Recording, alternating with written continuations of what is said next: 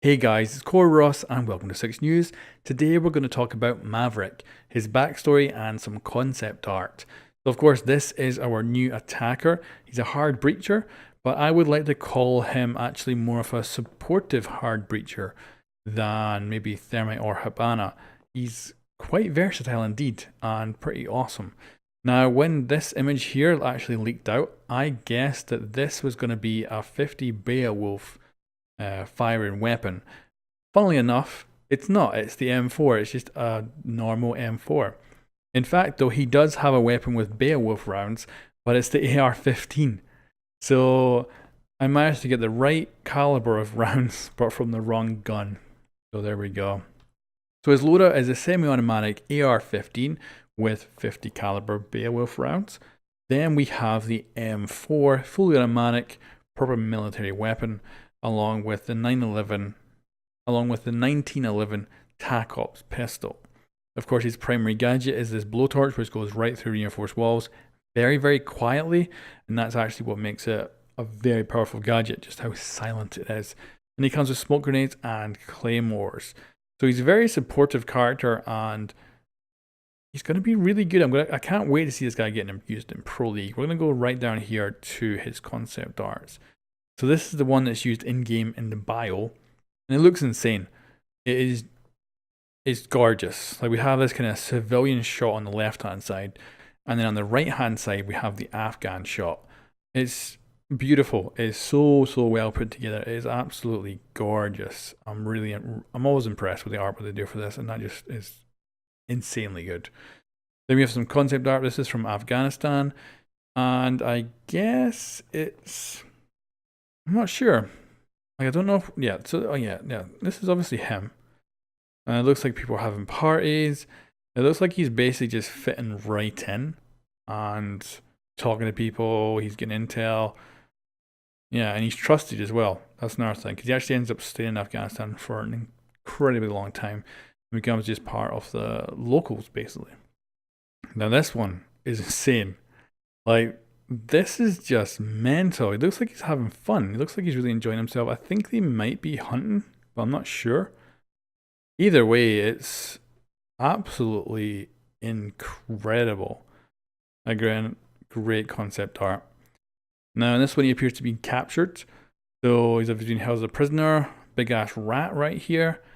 The artwork, again, is incredible. He does look a lot older. Like, very much in this concept art, he has a very white beard. You can see he's been in here for a goddamn long time, all the scratches on the wall. He looks very old. Whereas if we actually go up to his bio here, he's only 36. So he's not that old, but I'm wondering if they originally thought he was going to be a far older operator. Then we have him getting his tattoo of Afghanistan. He fell in love with the country as part of his backstory. And you can see here, maybe a slightly younger version. Not nearly as kind of white beard. But then this one, damn, he looks like he could be 50 in this one. But really nice, because he's Afghan tattoo there. And yeah, pretty insane actually. So yeah, cool. And we've got more of his background here. So he's actually incredibly intelligent, up into 2% for intelligence, which apparently made it kind of hard for him to fit in. So he learned Dari, and he became an intelligence officer, serving in Kabul as foreign reporters, adventurers, and criminals flocked to the city. Thorne was well known in the underground club circuit and even amongst locals as a prolific Buzakish player. So he was invited into the unit as their regular specialist. Now, this is the thing. It seems to keep referencing the unit. If we actually go to the top as well, it says the unit. Now, I don't know if that's because they forgot, maybe they hadn't figured out what they're going to go with, or if it really is called the unit. Maybe it is. But it does seem like a bit of a weird thing. I'm wondering if this was supposed to get replaced with something else. But it could be that it is indeed called the unit. Yeah, but I kind of feel like it's probably supposed to say Thorne was invited into Delta Force, maybe, as the regional specialist. I'm not sure though. Could be wrong. You guys can let me know what you think about that. He remained in country, gathering intel, building networks of allies and safe houses, and tracking hostiles. As the situation in Kabul worsened, Thorne kept tabs on Americans, rescuing them when necessary and helping locals escape the violence. He was investigating a missing report when the unit, again the unit, lost contact with him.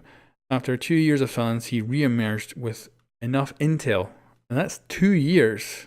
He was gone for 2 years. He re-emerged with enough intel to dismantle a major insurgency operation. There was still questions regarding his disappearance, but he was extradited and his testimony sealed. His successful missions, along with the experience, gained him the attention of Six. So then we got the psych report down here, which is written by Six. That's the leader of Rainbow Six. You see her in the cinematics at the start of the game. So she knew him from well before his disappearance, and he was apparently a legend among the intelligence collectors. And apparently they said that he went native. So he's often difficult to engage with since he's incredibly intelligent and able to read others with remarkable intensity. But ask him about Kabul or Bukasish and he can barely contain his excitement. That's kind of cool. I like that because you don't really get the sense that he's that excited about anything. But it's kind of cool that he really is excited by Kabul. Like he loves Afghanistan, which is an interesting way to play this. Of course, he's an American operator, so that isn't the first way you would usually do that in a game. You would usually try and kind of play it more safe. So, good balls on that Ubisoft for doing that. So yeah, I've never seen old men sell their services on street corners to write love letters before. So it's hardly surprising he took to Afghanistan. It's a bewitching culture. When expats began partying in underground clubs and drinking at restaurants, specialist Thorne admitted that he knew the kebubble was going to pop hard, that Westerners would become easy targets. He saw the writings on the wall before everyone else did.